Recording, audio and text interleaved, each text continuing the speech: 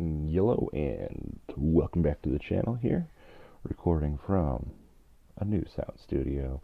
We even got our stage light up here, so we're doing good. We're coming at you when it's nice and quiet in the night, and just gonna go over something that I've been looking at recently, which is the Elliott wave theory. So we're starting again, as always, on the chart of Tesla here, and we got some nice color codings going on. Last time we were looking at the head and shoulders pattern, so we had this green pattern, and then we had a blue channel moving over to how far will it go? Well, so when we zoom out here, we're trying to figure out how far might it go. So in the orange, we have some ABC patterns, the Elliott wave theory, but there's two competing theories, so which one's going to be right? Let's hop on over here to the definition. What the heck is an Elliott wave? So an Elliott wave, as you can see, is just a pattern of ups and downs. They're called impulses and corrections. So here we have the number one impulse.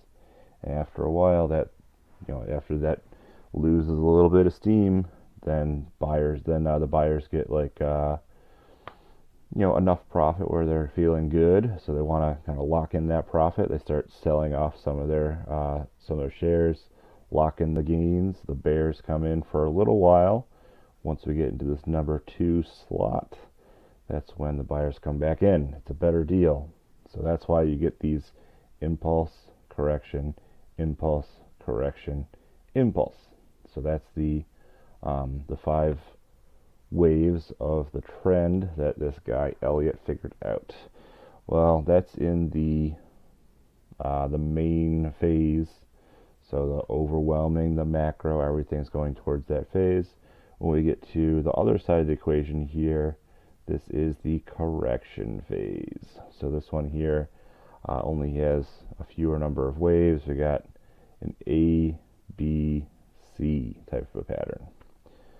So what does that all mean? Some guy 100 years ago figured out all these different patterns and uses it as a guideline.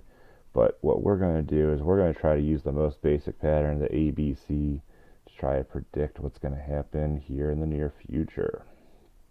So as we zoom out here a little bit, and I'm going to take a ride to the other side of the screen.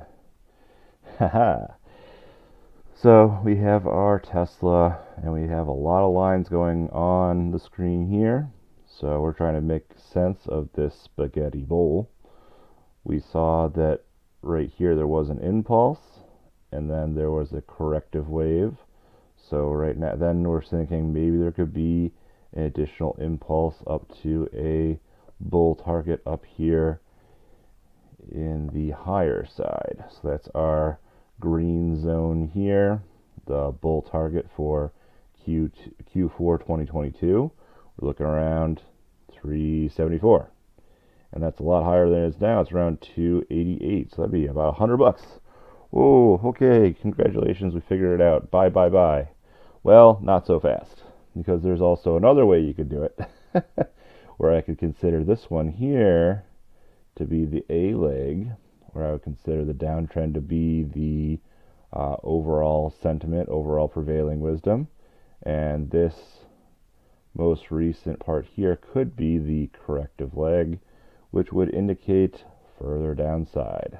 So now we're talking about this bear target, 255, and that again would be around the same time frame, about Q4 of 2022. We're looking right around September 30th, end of September, early October is what I'm trying to guess, whether it's going to go up or down. And I'll give you a little more indication of why I think it might continue to go down a little bit. So we have these blue lines. So this blue line here was a very simple connector between this peak back around April and the most recent peak of the summer rally in August. If you have 2 points, you can connect them with the line, extend that out, and then that could indicate a trend if you're getting some reaction from it. So as we zoom back in here, we are seeing that there was a little bit of a reaction off that line. That's why I put this red dash here, because this is kind of a brick wall. So this brick wall is preventing Tesla from, shooting higher easily. It did one test, got rejected off of it, and it's going for round number 2. So we're in a kind of a critical zone right here that we're trying to figure out which direction it's gonna go. Back at it again with the color coordination. So we haven't done yellow yet. Let's go yellow. So we got this this triangle here in yellow. So this triangle is formulated when these two different trend lines of various degrees are converging at this point here. So when I say we're in the triangle, we're in this decision triangle here, this price action has got to decide whether, because it's converging, we're getting to a point here, it can't just do nothing. So it's got to decide whether it wants to choose the high road or the low road. So it is doing that in short order here. It is kind of bouncing around and getting to the ultimate decision point, where that Elliott wave could be, as you can see, some significant upside up to the C point here, or actually all down to the ultimate downside. So we see this happen a lot. It just happened in the May to June time frame. The price action didn't let it go all the way to the actual tip of this triangle, so it did choose the high road this time, but it only does it for a temporary time. It's got to keep on making these decisions constantly. So there's no guarantee that years from now we'll know that it ultimately decided one way or another. It is all temporary, and it is all measured.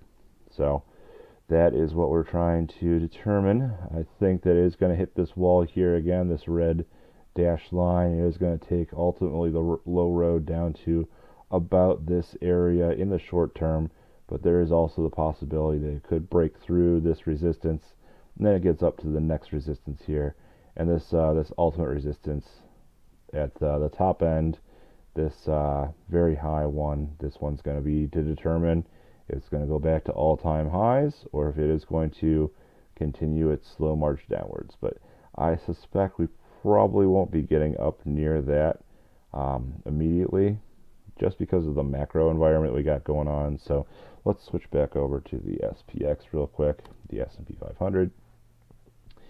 And this is just a barrel of monkeys for another day.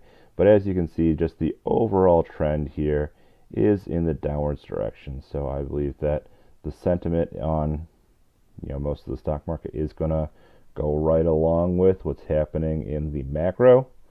So you can see that if you plot them on top of each other. So we can go ahead and add that real quick, and we'll do that in a new price scale. So as you can see, there's a lot going on in the graph here, but let's get back to logarithmic, and let's go ahead and hide everything for now. So as you place them on top of each other and use a different price scale, you can see that these are not one for one 100% correlated, but you can see, especially in recent months, how very similar they are. So you could think that an individual stock is doing wonderful things or terrible things, and it's deriving a lot of its price action from the overall environment. So might not be that much of a predictive nature in terms of, hey, we just discovered this great new product, or oh no, we lost a bunch of money.